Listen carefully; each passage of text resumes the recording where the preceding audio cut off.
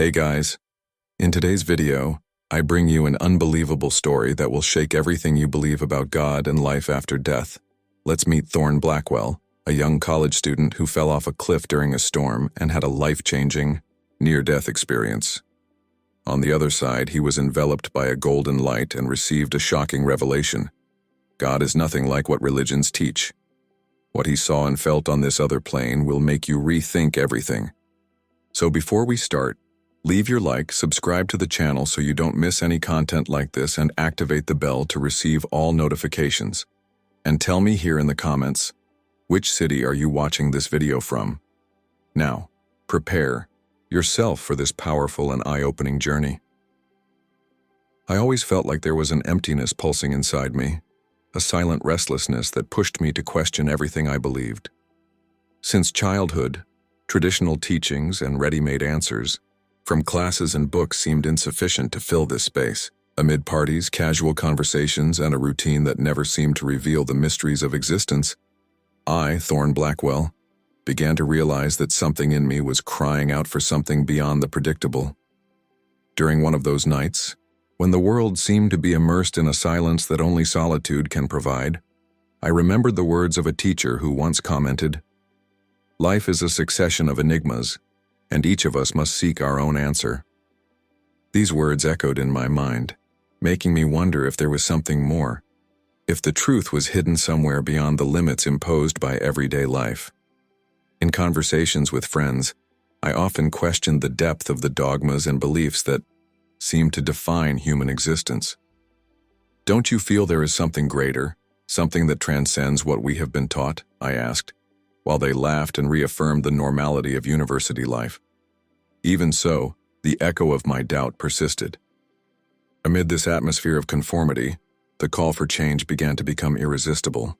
It was as if every beat of my heart asked for an alternative route, a route that led to the discovery of a deeper meaning. And then, on a random afternoon, while walking through the university corridors, that feeling of restlessness turned into a decision. I needed to go further. Dissatisfaction with the superficial answers that life offered became the driving force for a personal search, a burning desire to understand what it really meant to exist. It was at this exact moment that the idea of going on an expedition, of leaving behind the familiarity that held me so close, began to take shape in my mind, preparing the ground for a journey that would forever change the course of my life. We left on a cold morning with the sky still clear and the air full of promises of discoveries. As we packed the last of our luggage into the car, Lily, with her sparkling eyes, said, "Thorn, this trip will change everything. Feel the wind. Let it take you where you never imagined." Carter, with a nervous smile, added, "I've never been so excited and scared at the same time, but I'm here for whatever comes." The vehicle drove along winding roads, flanked by dense forests and open fields, reflecting the duality of our mood, a mixture of anxiety and hope. In the silence of the trip, the sound of the road and the murmur of our conversations became a soundtrack for our thoughts. I remembered each class, each debate about the divine, and wondered if the truth was hidden in the vastness of that nature. At an impromptu stop at a viewpoint, we left the car to enjoy the landscape. "Look at this, Thorn. Nature has a unique way of showing what words could never express," Lily exclaimed, embracing the moment. The environment was so immense that it seemed to envelop us, as if every stone and leaf told an ancient secret. We continued our journey with our hearts open to the unknown as the road unfolded before us, winding through mountains and valleys. Along the way, we exchanged confidences and theories about what we might find, and even Carter, the most skeptical, found himself enveloped by the magnetism of that scene. "I feel as if every kilometer takes us not just to a physical place but to a new inner space where doubts melt away," I said, with a conviction I could barely explain. As the city became a distant memory, the feeling of truly being on the path to the unknown intensified. It was as if every curve hid a new revelation, and the landscape, with its nuances and colors, invited us to leave the security of routine behind. I felt that with each mile I walked, I got closer to that truth that I had always sought, even without knowing exactly how it would manifest itself.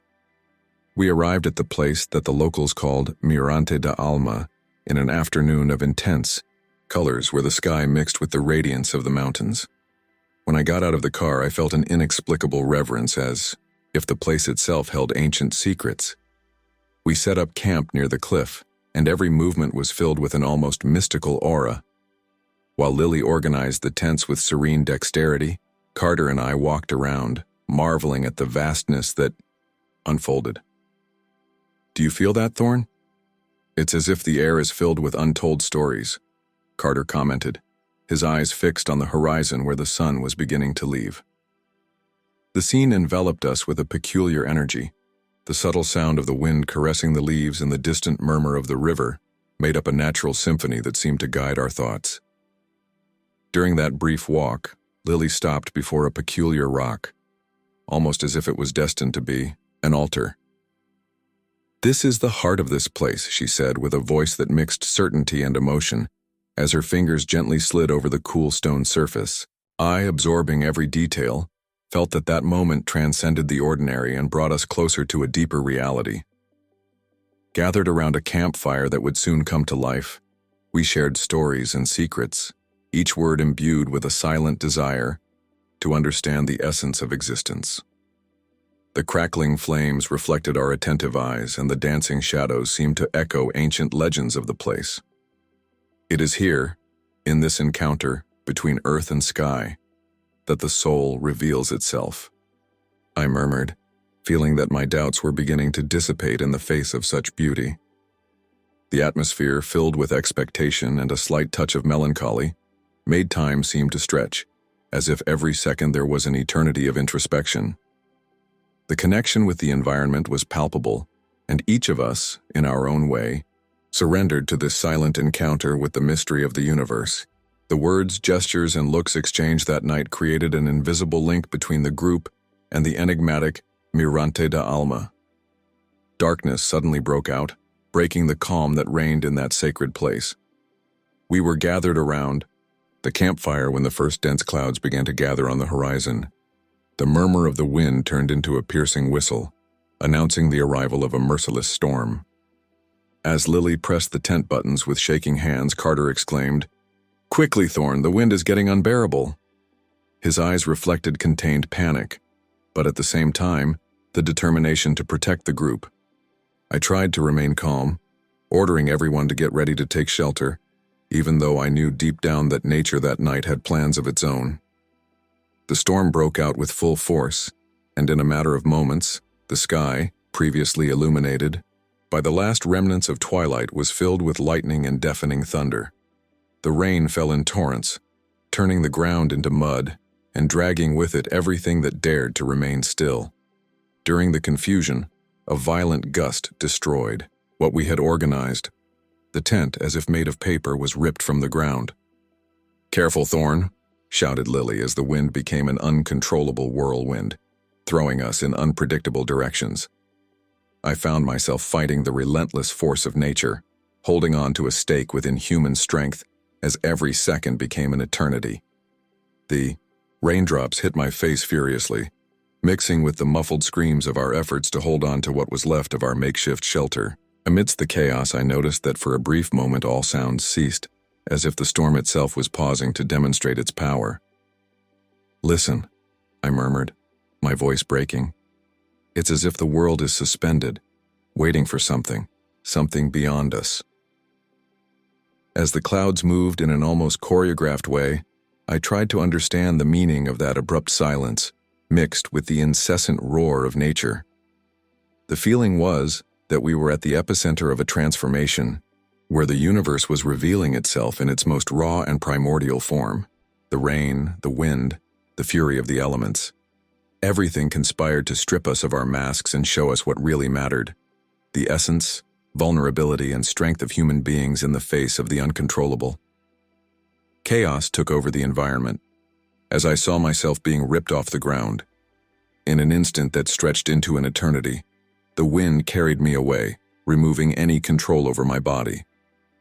At the same time that adrenaline shot through my veins, something surprising and inexplicable happened.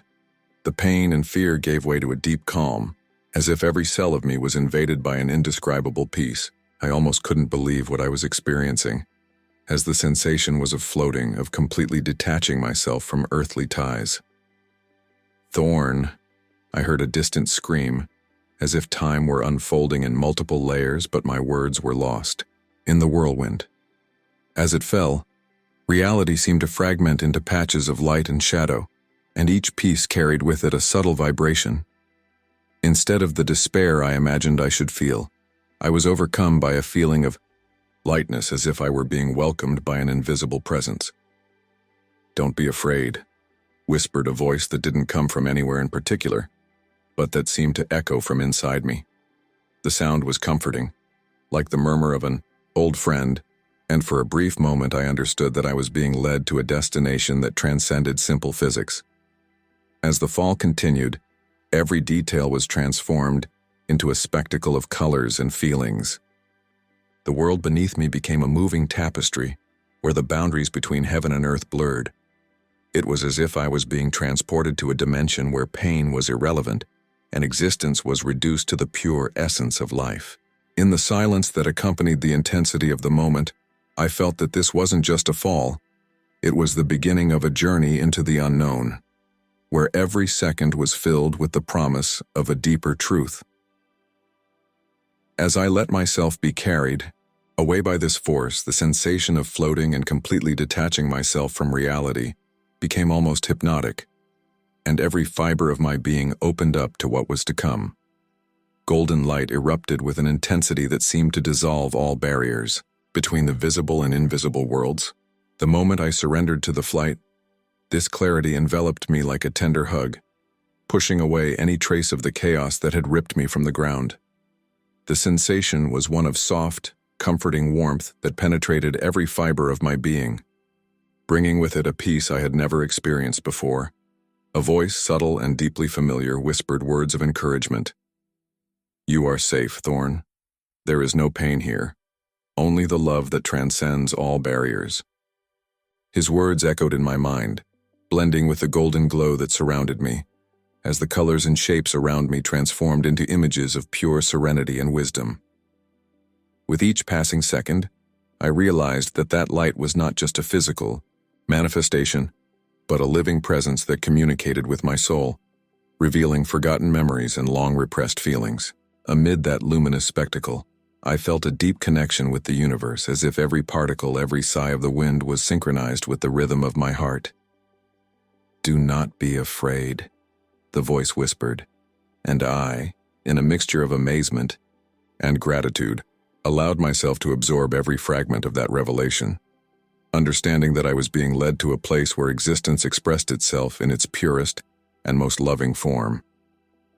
Time seemed to expand, and each moment was filled with an almost divine clarity. The pain, fear, and uncertainty of my previous life melted away in the face of this new perspective, leaving room only for acceptance and a deep understanding of the purpose of each experience. In the midst of this dance of light and sound, I understood that the divine manifested itself not as a harsh judge, but as an unconditional lover, accepting all my imperfections with compassion and wisdom. This inner transformation, felt so intensely at that moment, made it clear that that experience was just the beginning of a new journey, a journey where love and understanding would become the true guides of my existence. As I remained enveloped in the comforting light, a sense of peace coexisted with a growing restlessness. In the midst of this almost hypnotic state, the presence that guided me whispered soft words but loaded with deep meaning. "You have a choice, Thorn." The words seemed to vibrate in the air, echoing in every corner of my consciousness. For a moment I felt the weight of the decision building up in my being. The alternative of diving eternally into that infinite peace was seductive.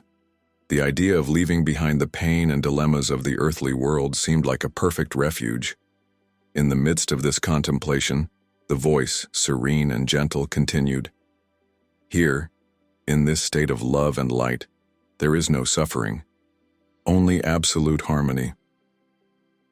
As my mind wavered between the comfort of peace and the longing for a greater purpose, I remembered the faces and voices of those who still depended on me. those who waited for answers and for a gesture of courage that could inspire them. The image of Lily, with her calm determination, and Carter with his silent loyalty, invaded my thoughts, reminding me that my journey was not just about me, but about everyone who, in some way, sought truth and love. In a barely audible whisper, I said to myself, I can't abandon the world. Even if the peace here is complete, there is something out there that needs to be healed, understood. The presence, as if sensing my hesitation, responded in an even sweeter voice. True transformation lies in the courage to return and share what has been revealed. His words dispelled any remaining doubt, opening a path of clarity amid the darkness of decision.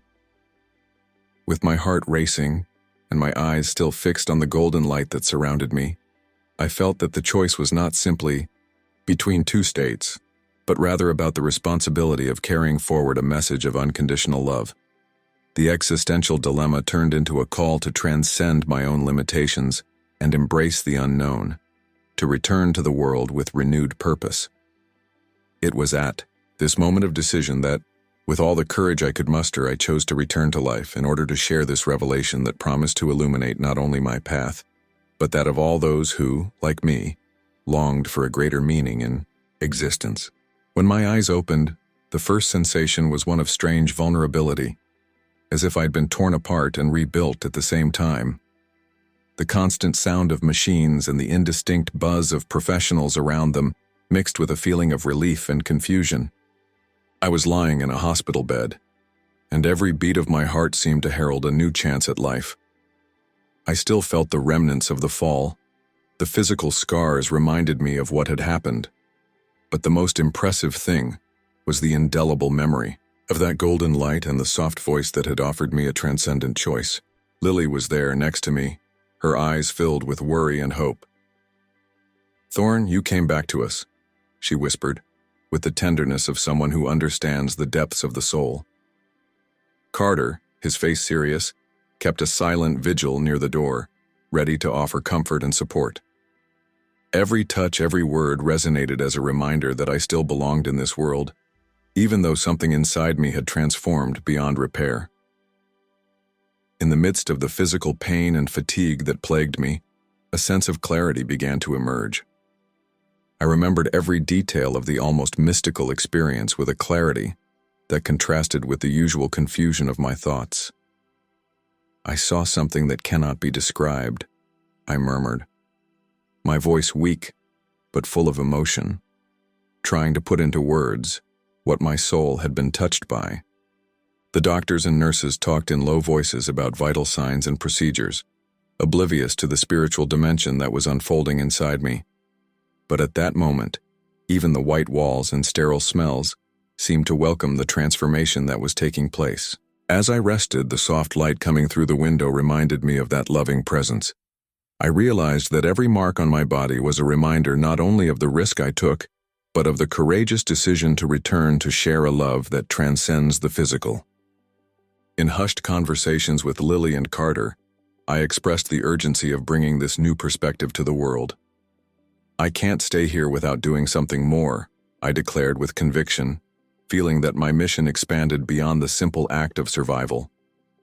The new phase of my life unfolded like an illuminated road, where each step revealed the potential to transform pain into learning and suffering into love. Upon leaving the hospital, the feeling of duty drove me to transform my experience into a legacy, a beacon for those who, like me, were searching for a greater meaning in existence. With the help of Lily, Carter, Serafina Wilder, and Julian Cross, I began to record every detail of that encounter with the divine, converting my experiences into words that sought to light the flame of hope in afflicted hearts.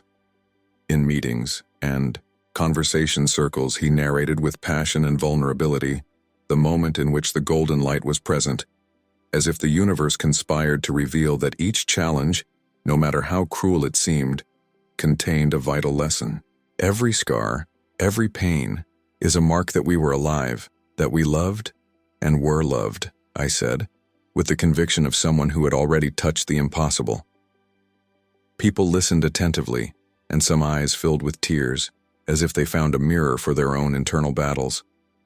At the same time, the healer Serafina taught me that true power was not in escaping suffering, but in embracing it, transforming it into compassion, and above all, unconditional love.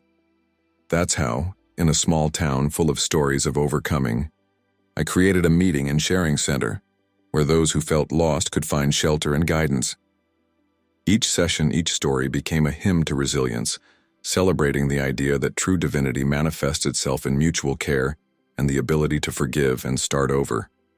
Thus, my mission was consolidated, to be the messenger of a truth that transcends pain, a truth that stated that even in the fall there was the opportunity to be reborn. And as I looked at the horizon, I knew that the journey did not end there. It perpetuated itself in each soul that dared to seek the light and transform its own existence into a living testimony of divine love.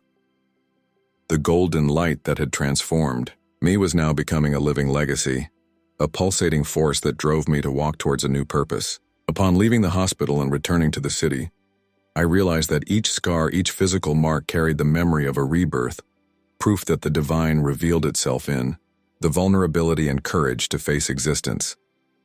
In impromptu gatherings in cafes, parks, and community halls, I met with those who longed to understand that life, even with its pain and loss, was an ongoing opportunity for learning and love.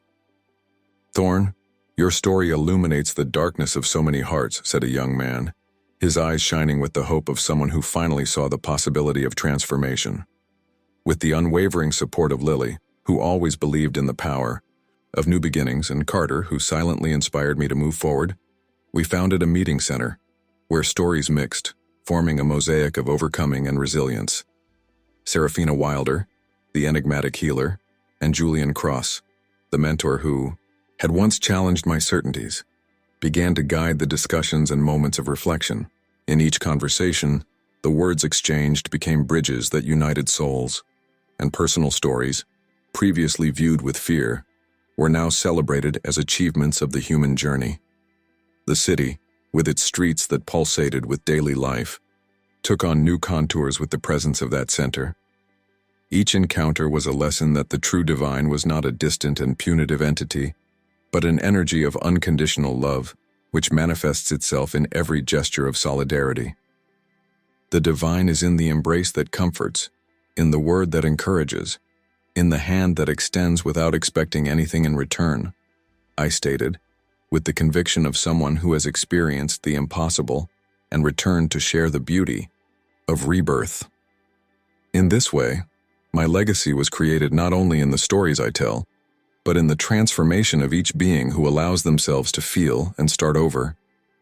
Every dawn was an invitation to live intensely, and with the certainty that even when we fall, light awaits us, I followed my mission to illuminate the paths of those who, like me, were looking for a greater meaning in life. The golden light that had transformed me was now becoming a living legacy, a pulsating force that drove me to walk towards a new purpose.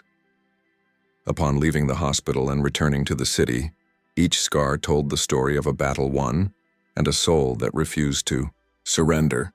In casual conversations in cafes and unexpected encounters in parks, I shared my journey with anyone willing to listen. I heard testimonies from young people who, touched by my narrative, saw a new possibility for themselves. "Thorn, your story illuminates the darkness of our days," said a boy with teary eyes, and I felt that my every word had the power to transform despair into hope. With the unwavering support of Lily, whose faith in new beginnings never wavered, and the silent but firm presence of Carter, who always kept us company in the darkest moments, we founded a meeting center. There, in a welcoming environment full of vibrant energy, experiences merged and transformed into shared lessons. Serafina Wilder, with her ancestral wisdom, led sessions that awakened self-knowledge, while Julian Cross, the mentor who had once challenged my certainties, encouraged in-depth debates that went beyond conventional barriers. The center, located on a quiet city street, became a refuge for those seeking meaning and healing. In each meeting, the stories unfolded like a carpet of overcoming, where the divine revealed itself, not as a distant concept, but as the warmth of a hug, the comfort of a friendly word, and the security of a look that understands without judging. The divine manifests itself in the love that unites us, in the courage to transform pain into learning. I repeated with conviction, seeing in each face the seed of a new life. As I walked through the streets of the city, I felt that the mission entrusted to me was greater than the sum of my personal experiences. It was a call to light the path of those who, lost, longed for a glimpse of light. And so, every day I transformed the legacy of my journey into an invitation for others to allow themselves to live intensely, embracing the pain and pleasure of existence, aware that, even in the fall, the promise of a new beginning awaited them. If you like this beautiful spiritual testimony, leave a like, comment on your impressions, subscribe to the channel, and don't forget to activate the notification bell to watch each new video and help us spread this message to a greater number of people. Until next time.